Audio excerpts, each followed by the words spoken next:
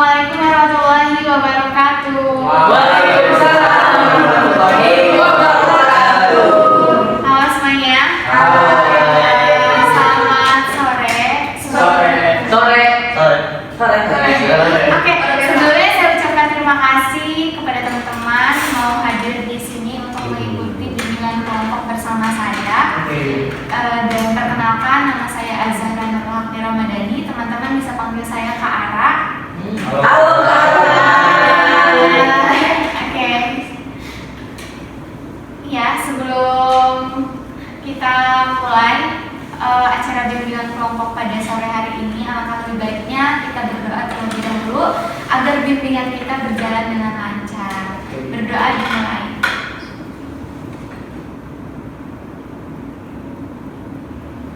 Doa selesai.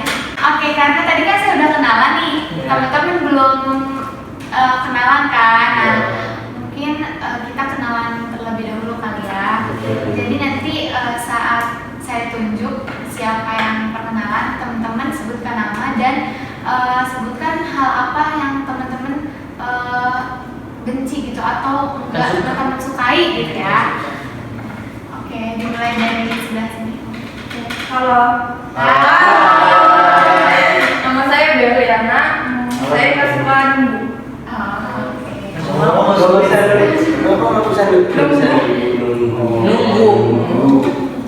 dilanjut. Nama saya Uli Aulia. Saya paling nggak suka diacukan. Oke.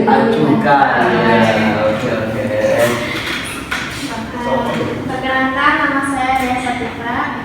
Saya nggak suka orang tidak tepat waktu ya. Halo. Hai. Perkenalkan, nama saya Stephen. Wow. Aku tuh paling gak suka sama ini berisik. Berisik. Iya, berisiknya itu berisik yang bikin Oke, sebelah. Oke, izin perkenalkan, nama saya Ruben. Saya paling gak suka sama orang yang lawan arah.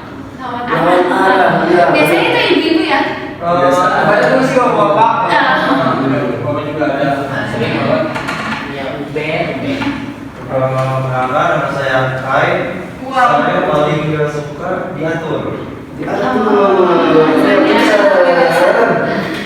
Iya, mantap. Perkenalkan, nama saya Ucun. Ya, Siapa? Ucun nama saya. Ya, Ucun. Dan paling gak suka dimarahin saya itu. Iya, gak suka. Halo. Halo. Iya. Tadi mau apa lagi ngidam apa kan? Nama saya Kai. Uben. Uben apa sih? Iya. Iya, Pak saya biasa pakai bensin. Halo. Saya pernah kan? Iya. Oke, udah kenal satu sama lain kan? Ya. Oke. Nah, sebelumnya teman-teman tahu nggak sih di sini tuh kita mau ngapain? Aku dengar tadi sedikit. Ya. Kita mau bimbingan kelompok. Tadi kan katanya. Oh iya. Iya. Nah, terus teman-teman tahu nggak apa sih bimbingan kelompok? Belum tahu. Oke. Karena teman-teman belum tahu, di sini saya akan menjelaskan. Jadi bimbingan kelompok itu adalah salah satu layanan BK untuk membantu anggota kelompok agar bisa mengembangkan potensi minat bakatnya melalui dinamika kelompok. Dinamika kelompok itu adalah interaksi atau kondisi di mana terjadinya respon dari teman-teman, respon untuk menjawab, bertanya, dan memberikan tanggapan atau aspirasi tentang apa yang akan dibahas di dalam bimbingan kelompok pada sore hari ini. Nah, tujuannya untuk apa sih? Tujuannya itu untuk supaya teman-teman tuh mampu menyampaikan pendapatnya di depan umum gitu, berani menyampaikan apa yang ada di kepala teman-teman tentang topik bahasan yang akan kita bawakan pada sore hari ini. Tujuan berfungsi ya. Jadi bimbingan kelompok ini berfungsi sebagai pencegahan supaya teman-teman itu tidak terjerumus gitu ke dalam masalah-masalah yang akan kita bahas. Nah, kemudian di dalam bimbingan kelompok beberapa asas. Nah, yang pertama itu ada asas kerahasiaan. Jadi saya meminta kepada teman-teman agar merahasiakan hal-hal yang bersifat pribadi atau aib-aib dari teman-temannya yang ada di sini ya. Jadi kemudian informasi itu cukup dikit di sini aja, jangan sampai dibawa ke luar gitu, keluar dari anggota kelompok dari sini gitu. Kemudian ada asas keterbukaan. Saya harap teman-teman di sini mau terbuka tentang pendapat-pendapatnya seperti itu. Dan kemudian ada asas kesukarelaan. Saya yakin teman-teman di sini sukarela kan datang ke sini, nggak ada paksaan dari siapapun. Kemudian ada asas kenormatifan. Jadi hal-hal yang kita bahas hari ini tidak melanggar norma-norma yang berlaku di masyarakat, seperti itu ya teman-teman. Bisa dipahami? Bisa, insya Allah. Oke, sebelum kita ke pembahasan, jadi di dalam bimbingan kelompok itu ada 3 komponen. Yang pertama itu ada pimpinan kelompok, saya sendiri, kemudian ada anggota kelompok, teman-teman, dan ada dinamika kelompok, yaitu dimana terjadinya kita interaksi gitu, agar teman-teman itu aktif menyampaikan pendapatnya ya. Dan kemudian ada 2 topik di dalam bimbingan kelompok. Yang pertama itu topik tugas, datangnya dari saya. Kemudian ada topik bebas, datangnya dari teman-teman. Nah, karena hari ini baru pertama kali kita bertemu, jadi saya akan memberikan topik tugas, yaitu topik yang datangnya dari saya ya teman-teman. Karena kayaknya teman-teman pada ngantuk nih. Gimana kalau kita permainan dulu? Jadi saya punya permainan Pak Polisi namanya. Teman-teman ada yang udah tahu belum? Udah. Gimana coba Pak Polisi? Sebentar. Atas nama. Ya nanti ada yang saya sebutin, terus nanti teman-teman ikutin instruksi dari saya ya. Contoh dulu ya satu kali. Pak Polisi, numpang tanya, sebentar, atas nama hewan, dimulai dari tabah. Cicak, kecoa, unta, burung, Terbang. Ulat bulu. Tikus. Nah, itu tadi contoh ya. Kita orang ini sekali lagi ya. Ini yang Beneran ini? ya? Iya beneran. Oke. Pak Polisi, numpang tanya, sebentar, atas nama hewan yang awalannya huruf M, dimulai dari Stephen.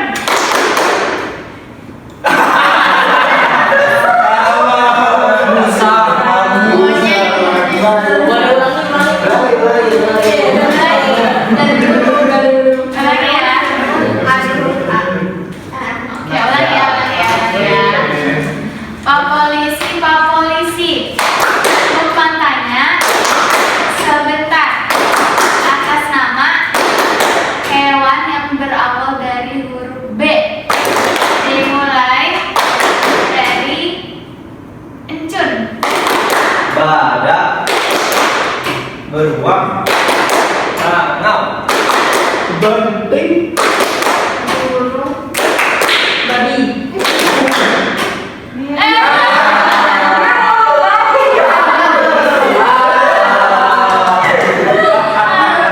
Oke, teman-teman udah pada semangat lagi ya. Sekarang kita masuk ke pembahasan. Pembahasan ini sebelumnya saya akan mempersilahkan teman-teman untuk menaruh HP atau apapun yang ada di meja. Boleh ditaruh dulu. Siapa? Stephen. HP-nya boleh ditaruh dulu. kalau dulu Udah saya tahu. Enggak, maksudnya jangan di atas meja. Oh, jangan atas meja. Oke. Kalau ada teman-teman yang mau ke toilet terlebih dahulu, boleh dipersilakan untuk Oh, ke toilet. aku Oke, saya akan nanya sekali lagi ya sama teman-teman, apakah teman-teman udah siap untuk kelompok pada sore hari ini? Siap. Oke. Siap. Pembahasan yang akan kita bawakan pada bimbingan kelompok sore hari ini tentang pernikahan dini. Ya. Indonesia itu merupakan negara kedua terbesar dengan penduduk yang melakukan pernikahan dini. Nah, di dalam pernikahan dini ini, menurut informasi yang saya dapat, ada banyak sekali dampak negatif dari pernikahan dini. Saya memiliki 4 dampak negatif di sini. Yang pertama itu kekerasan dalam rumah tangga, kemudian putus sekolah, dan yang ketiga itu ada kesulitan ekonomi, yang terakhir ada resiko kematian ibu dan anak itu lebih besar. Dari keempat dampak itu, saya ingin bertanya kepada teman-teman, bagaimana tanggapan teman-teman tentang pernikahan dini dan dampak yang saya sebutkan tadi. Silakan. Ya, jadi menurut saya pernikahan dini itu sebaiknya jangan dilakukan ya. Kan menikah itu butuh kematangan baik finansial, fisik, ilmu itu. Nah, jadi kalau misalnya daripada dampak yang tadi disebutin itu terjadi sama kita, ya solusinya 2. Kalau misalnya kita mencintai seseorang, ya kalau ya nikahkan, atau enggak ya kita pendam.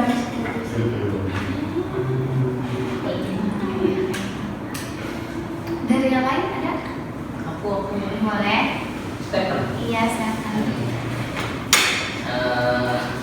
Tapi kalau menurutku ya, pernikahan dini itu sih memang banyak hal-hal yang menjadi stigma ya bagi pernikahan dini tersebut. Contohnya kayak di Indonesia tuh mulut-mulut netizen Indonesia tuh ya, kalau ada orang yang nikah duluan gitu kan, wah jangan nih gitu tuh kan, seperti itu. Padahal menurut saya tuh beberapa pernikahan dini itu dilakukan, tapi ya seperti tadi, walaupun dini juga kan ada orang yang sudah makan terlebih dahulu, gitu kan. Dini di sini tuh saya maksudkan tuh terhadap pada umurnya gitu tuh. Iya. Nah, seperti banyak orang sekarang tuh yang walaupun di bawah standar gitu ya, bawah standar benar gitu, tapi sudah mapan terlebih dahulu gitu, sudah mentak-mentak terlebih dahulu, sudah dewasa gitu. Tapi menurut saya itu boleh sih untuk melakukan pernikahan dini itu, tapi pernikahan dini yang seperti di luar itu tuh ya jangan dilakukan lah, karena itu sangat tadi apalagi bisa menyebabkan dampaknya yaitu adalah kematian ibu dan anak. Itu kan sangat sayang sekali. Oke, ada lagi yang mau menyampaikan pendapatnya? Boleh. Indonesia kan masih kayak budayanya tuh banyak tuh kan, terus kayak banyak nih orang-orang di kampung kayak gitu masih punya pemikiran kayak kalau cewek nih kalau udah umur kayak udah high lah gitu ya, udah umur kayak 13 tahun ke atas, 15 tahun ke atas itu kayak harus dinikahin gitu loh. Terus kan itu juga salah satu faktor yang menyebabkan banyaknya pernikahan muda di Indonesia gitu kan. Terus juga kayak hamil di luar nikah juga kan, itu juga salah satu yang faktor yang bikin itu nikah muda juga. Nah, ya dari pendapat teman-teman yang tadi ya, pemerintah itu sudah mengaturkan dalam undang-undang usia diperbolehkan menikah itu 19 tahun. Sekarang diubahkan menjadi 19 tahun. Tapi idealnya menikah itu di umur, kalau untuk perempuan itu umur 21, kalau untuk laki-laki itu umur 25. Karena jika kita melakukan pernikahan kayak umur masih belasan itu, kalau untuk perempuan sendiri organ reproduksinya belum matang, dan itu yang menyebabkan resiko kematian ibu dan anak itu menjadi sangat besar, gitu ya teman-teman. Dan itu yang harus kita ketahui gitu. Itu ya salah satu pernikahan dini. Iya, itu Stephen. Iya siap. Ya, kemudian dari dampak yang tadi kan ada kekerasan dalam rumah tangga. Kalau dari pandangan Dea sendiri itu kayak gimana sih? Iya, karena kenapa kekerasan rumah tangga terjadi itu salah satu faktornya kan pernikahan dini. Karena dalam pernikahan dini pastinya suami istrinya ini menikah dalam usia yang muda, dan juga dipengaruhi oleh mental mereka yang belum cukup matang sehingga masih labil dan belum bisa mengatur egonya, jadi masih saling ingin menang sendiri sehingga pada salah satu dari suami atau istri itu melakukan tindakan kekerasan rumah tangga dalam keluarga tersebut. Ya, saya setuju dengan pendapat Dea karena saat kita melakukan pernikahan dini gitu, kedua pasangan ini kan belum matang secara mental gitu kan. Nah, itu menyebabkan mereka belum mampu mengelola emosinya dengan baik gitu, berujung pada adanya kekerasan di dalam rumah tangga. Ada pendapat tentang itu dari yang lain, dari teman-teman yang lain? Kamu Uben? Dari Uben gimana? Dan saya Itu tadi kekerasan dalam rumah Kekerasan tangga. dari rumah tangga. bilang saya memang ketika nikah dini gitu ya, belum cukup umurnya, itu di mentalnya juga siap, terus banyak kurangnya gitu, jadi entah itu dari segi ilmu masih kurang, terus banyak kayak hal-hal yang kurang baik dari pernikahan ini. Jadi banyak ya hal-hal yang kurang baik dari pernikahan ini. Tadi salah satunya kekerasan dalam rumah tangga. Kemudian yang kedua tadi ada putus sekolah nih. Nah, tanggapan dari teman-teman gimana? Kalau menurut Kai gimana? Kalau menurut saya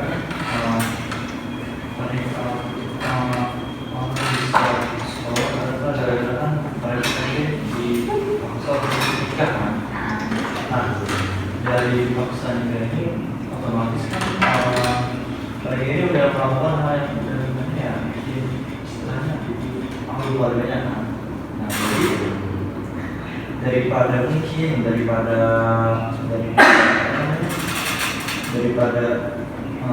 jadinya malah zina jadinya, jadi mungkin dari orang tua jadinya malah nikah dan boleh maksud saya Akhirnya putus sekolah.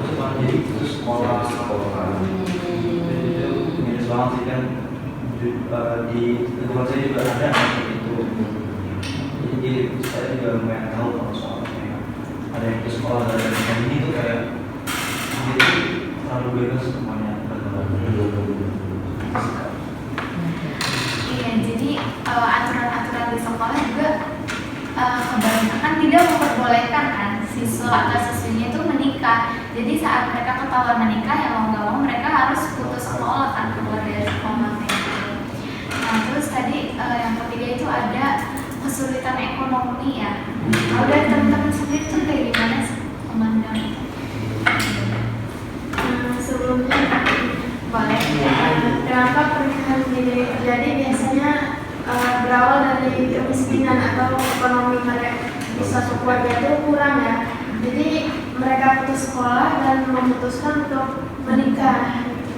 Sedangkan apa yang ekonomi sulit itu, ya pernikahan dini itu gak akan mengurangi kemiskinan mereka gitu, malah menambah beban bagi mereka. Jadi ya tidak ada jalan keluar dari pernikahan dini untuk kemiskinan tersebut. Oh, jadi kalau menurut Dea itu banyak orang yang berpikir dengan mereka menikah itu mereka akan memiliki ekonomi yang lebih baik, akan keluar dari masalah gitu. Padahal dengan mereka menikah, ya berarti mereka menambah masalah gitu kan. Nah, kemudian jika pernikahan dini dilakukan, kedua pasangan ini kan belum matang ya. Terus tadi kan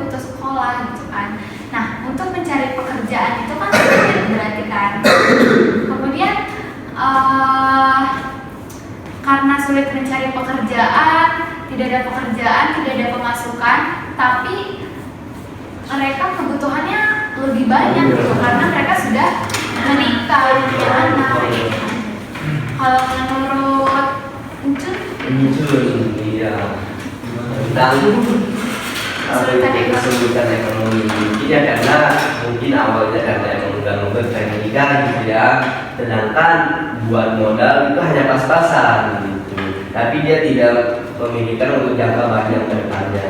Jadi kayaknya seperti tidak mempunyai apa namanya planning ke depannya, segala pekerjaan pun belum dapat. Kata tadi kayak putus sekolah, apalagi di usia dini banyak orang yang belum mempersiapkan dirinya gitu untuk dia membuat planning ke depannya dalam berumah tangga.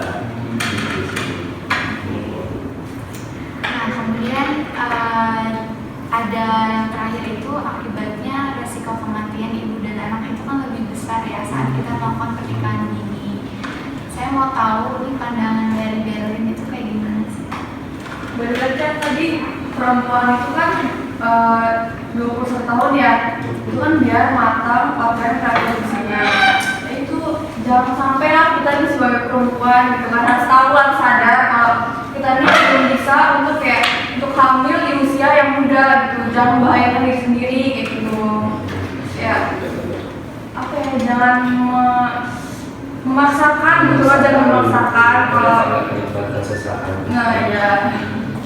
Kalau dari Uli gimana? Iya.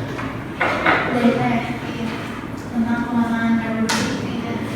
Iya, jadi kalau menurut saya mungkin menikah dini itu bisa aja sih dilakuin untuk kayak menghindari zina,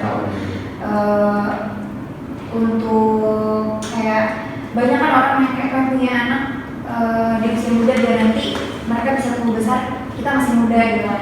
Tapi kalau soal kayak gitu masih bisa, tapi kalau udah kelihatan nggak ini sih, maksudnya nggak toleran ya kalau misalnya menikah dini di bawah usia 19 tahun itu tahu sendiri kan gimana gitu reproduksinya belum siap gitu.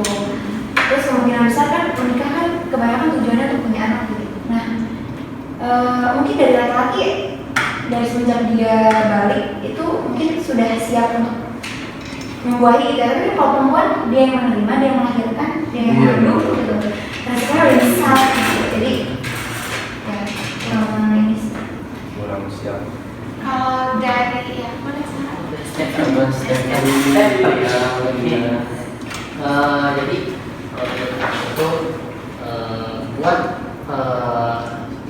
berarti aku masih tips dong, aku gimana dong nih?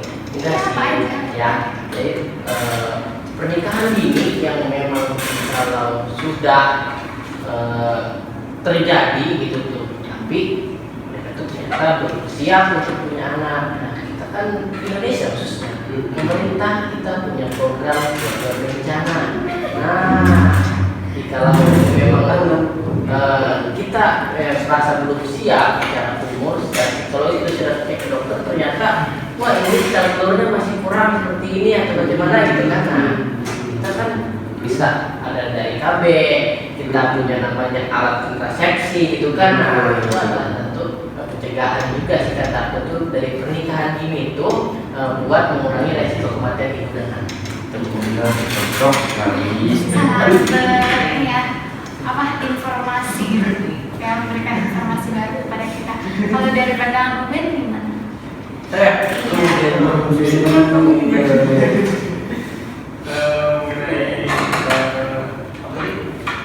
resiko kematian ibu dan anak. Iya sih memang resikonya gede banget ya, karena emang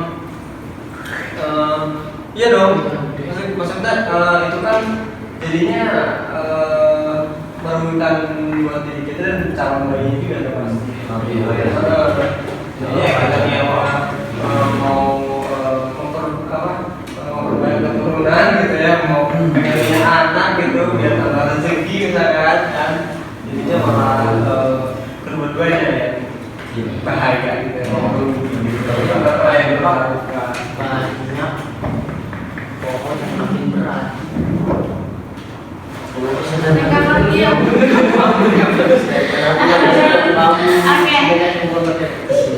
Gitu. Oh ya, karena tadi kan kita udah bahas kan apa aja tuh akibatnya, dampaknya tuh apa aja. Nah kalau menurut teman-teman cara untuk mencegah terjadinya pernikahan dini di Indonesia tuh kayak gimana sih? Boleh? Cara mencegah pernikahan dini itu dengan cara mengurangi pergaulan bebas gitu ya, pergaulan bebas, terus mengurangi hubungan yang terlalu intens antar lawan jenis gitu. Ya kan saya pernikahan itu kan mereka ada dasar udah nikah aja daripada zina gitu kan. Lalu mereka cuma tahunya nafsu kan, bukan ada tujuan ibu nikahan dia itu apa gitu, misi-misi yang ada gitu kan. Terus untuk itu kita harus kayak meningkatin value aja nggak sih, kayak sibuk untuk kegiatan yang lebih bermanfaat, meningkatin value, memperbaiki diri gitu. Makanya nyibukin aja, jangan sampai kayak punya pemikiran, aduh gue menikah aja gitu. Nah sedangkan usia kita belum cukup gitu. Kalau dari teman-teman yang lain ada? Boleh? Stefan? Iya. Jadi dia pencegahan ya.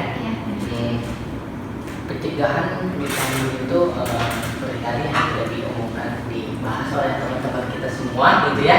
Nah, jadi saya itu lebih kepada pemerintah, tapi pemerintah itu lebih mengedukasi kepada remaja-remaja yang ada di Indonesia itu akan berapa banyaknya resiko tentang pernikahan dini gitu. Itu gampang makin tadi dari sektor itu aja. Kalau dari Kai, mengenai apa? pencegahan. Nah, ini dia. Iya. Kalau dari saya sendiri, cara mencegah pernikahan dini banyak ya. Mungkin kayak tadi satu nanti kayak penguasa orang itu lebih berani, lebih tekankan lagi pada anak. Bukan maksudnya menekan kayak kamu harus memberikan sama cowok karena memberikan sama lawan jenis. Mungkin lebih kayak edukasi kayak ini loh batasannya, biar enggak berlebihan juga biar enggak terjadi hal yang diinginkan itu satu. Terus ya maksudnya gitu tuh ada juga kan kalau dari faktor yang lain tuh kayak ini juga kan dari orang tuanya yang kayak membuat banget gitu kayak anak itu jangan. Nah caranya itu kayak kita mungkin sebagai tetangga atau dari lingkungannya yang saat ini mungkin kalau emang anak segini tuh belum cukup keluar pak belum siap ya bikin keluarga sendiri, punya keluarga sendiri, mungkin ada waktunya dari yang lagi sama menurut kayak gitu. Lucu ya, lucu bener sih tadi kata teman-teman kayak pengawasan orang tua lebih intens, lalu apa pemerintahnya tidak lagi membuat peraturan gitu, dan apa yang lucunya ya kayak gitulah mungkin sama pendapat lucu Iya, kayak gimana? kayak pemerintah itu melarang gitu ya nikah di bawah umur, seperti membuat peraturan minimal batas nikah itu di atas untuk wanita di atas 20 tahun dan untuk lelaki di atas umur 25 tahun. Itu ya. Seperti kayak saudara kita Stephen. Gimana lucunya? Itu banyak. Nah, karena kita kan udah dibahas juga kan pencegahannya dan teman-teman tuh kayak gimana gitu, pendapat dari teman-teman. Saya mau nanya, teman-teman setuju nggak sih kalau kita tuh nikah tuh jangan terlalu tua gitu? Setuju. Atau maksudnya apakah harus berpatok pada umur atau harus berpatok pada kesiapan dong. Nah, untuk menuju ke sana apa sih yang perlu dipersiapkan? Ya, contohnya apa? Yang perlu disiapkan untuk menuju pernikahan itu sama kayak ilmu agama ya. Kayak ilmu agama lebih penting sih daripada semua agama, apalagi dari pihak dua-duanya sih. Laki-laki juga harus bukan cuma mempersiapkan finansial, tapi harus mempersiapkan dia bakal jadi kepala keluarga, mendidik anak-anak, mendidik istri. Karena kan laki-laki dalam rumah tangga tuh nahkoda ya. Perempuan pun sama-sama yang menuju surga, jadi butuh nahkoda yang tahu jalannya gitu. Biar nanti setelah berkeluarga nggak salah arah gitu. Terus mempersiapkan finansial, nggak harus kaya sebenarnya. Yang penting dia tanggung jawab, pekerja keras. Kan kalau kita punya rasa tanggung jawab dan pekerja keras, apapun bakal dilakukan selagi itu halal gitu kan. Kalau kita mengharapkan yang kaya pun belum tentu kaya dari dia, kaya aja dari orang tua. Ya nggak apa-apa sih, tapi iya gitu kan. Terus dari perempuannya mungkin butuh ilmu tentang parenting ala Rasulullah gitu. Terus perlu persiapan secara fisik gitu. Ya, Ben,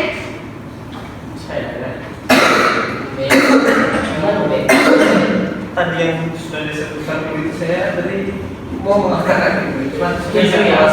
Setuju sama konfirmasi. Apa yang tadi disampaikan oleh Oke, lengkap banget Iya, iya. itu ya. Benar tadi ya, yang penting tadi agama kita siap, ilmu agama kita siap, terus apa namanya kedewasaan kita juga harus siap juga gitu kan, biar kalau nanti kita udah berumah tangga gitu kan, kita tuh tahu gitu harus ngapain kalau ada masalah gitu. Jadi salah satu yang disiapin itu tadi mulai agama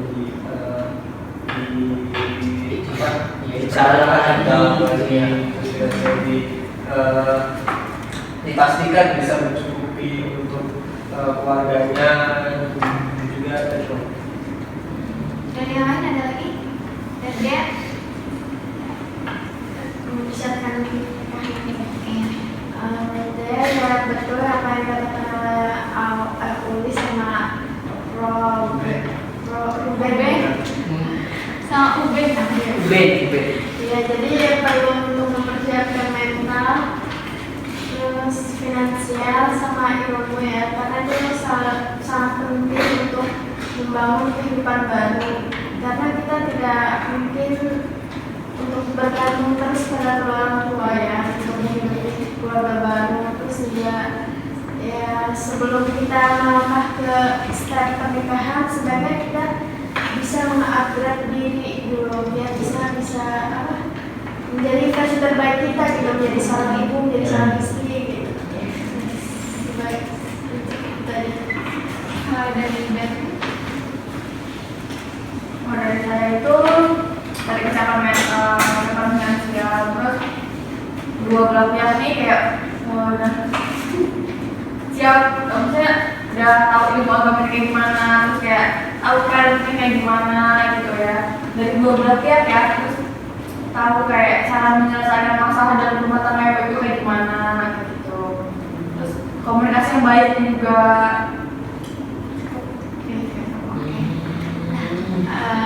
Seru banget ya pembahasan hari ini. Seru banget. Oke, dari pembahasan sore ini saya minta teman-teman untuk menyimpulkan apa yang tadi teman-teman sampaikan ya. Siapa yang mau menyimpulkan? Boleh.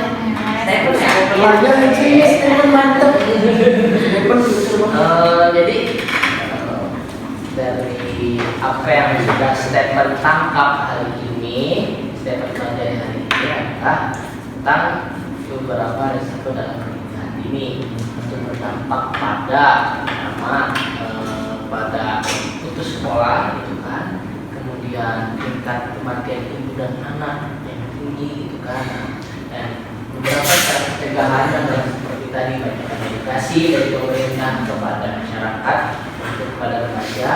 Kemudian kita tuh harus benar-benar merasa siap jikalau mau melakukan sebuah pernikahan. Contoh tadi seperti apa yang sudah dikatakan seperti teman kita itu tuh si Uli gitu kan, kita harus bisa yakin yakin, kemudian kita bisa memperdalam agama, sehingga kita bisa mewujudkan pernikahan, gitu kan? Bukan hanya kalau memang pernikahan ini itu bukan pernikahan ini yang merusak, tapi bisa menuju pada pernikahan yang betul-betul sakinah, mawaddah, dan warahmah.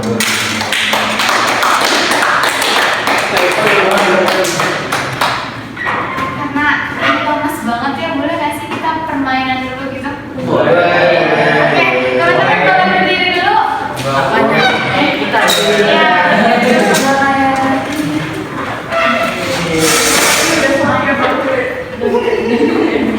Jadi ini permainannya. Permainan itu hahaha hehehe. Gimana tuh Kak? Jadi nanti kayak gini, hahaha hehehe gitu. Jadi teman-teman pasang mimik wajah yang selucu-lucunya biar teman-teman di sampingnya tuh ketawa terbahak-bahak gitu ya. Nanti kalau udah hahaha hehe ha he gitu ya teman-teman. Paham nggak? saya perlu tahu. Oke, kita mulai aja ya. Jadi Siap. satu, dua, tiga. Hahaha hehehe hahaha hehehe hahaha hehehe hahaha hehehe hehehe ya. Yang lucu dong, main yang lucu. Dia malah saya. Itu sih Soalnya juga ada orang Ini siapa? Siapa ngeliat ke Ruben.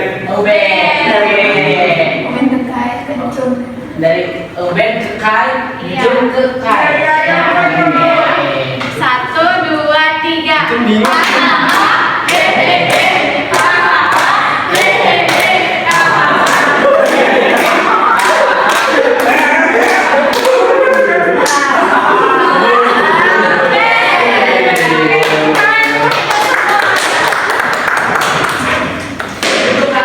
Iya boleh silakan. Sekarang kita kan ada di penghujung pembicaraan ya. Tadi kita udah menyimpulkan juga dari pembahasan kita hari ini. Saya mau tanya, jadi kapan nih kita bisa ketemu lagi untuk bimbingan? Minggu depan. Boleh Minggu ya. depan, boleh. Minggu depan di waktu yang sama tapi tempatnya yang berbeda. Benar. Oke, sama. Minggu depan berarti hari Selasa juga ya? Iya, hari Selasa jam 3. Tempatnya di mana? Ya lebih nyari suasana baru deh kayak. Itu kan tempat Villa. ya Stephen namanya Villa Puyol. Oh. Jadi kita akan melakukan bimbingan minggu depan ya, hari Selasa jam 3 sore di Villanya Stephen. Setuju ya semuanya? Setuju. Jangan ada yang telat ya besok ya. Terus ada nggak sih kritik atau saran dari teman-teman semua? Kalau dari Stephen, bimbingan hari ini berjalan dengan seru, mengedukasi, namun ya sarannya ya seperti tadi, kalau bisa kita pertemuan berikutnya adalah jangan di ruangan kayak gini. Dibilang Stephen. Iya. Otak bikin grand gitu. Oke. Ya kalau dari dia gimana? Ya, sarannya mungkin minggu depan kita bahas topik bebas, jadi bisa lebih mengeksplor lagi wawasan yang baru. Kalau dari dulu gimana? Boleh kritik, saran, pesan atau kesan dulu. Ya bimbingannya seru ya. Ini ada partisipasi terus penting juga ya untuk membahas. Sarannya nanti kita bikin ininya di order.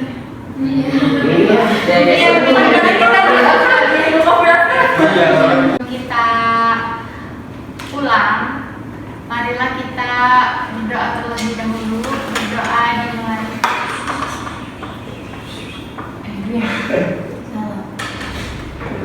Berdoa selesai. Sekali lagi saya ucapkan terima kasih untuk teman-teman karena sudah dengan sukarela itu mau hadir di sini mengikuti bimbingan kelompok dengan saya. Semoga teman-teman selalu diberikan kesehatan supaya kita bisa ketemu lagi minggu depan dan semangat terus ya puasanya. Ini baru hari ke-6 ya. Masih ada 24 hari lagi untuk menuju Lebaran. Yeay.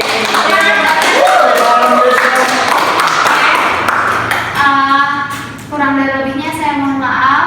Wassalamualaikum warahmatullahi wabarakatuh.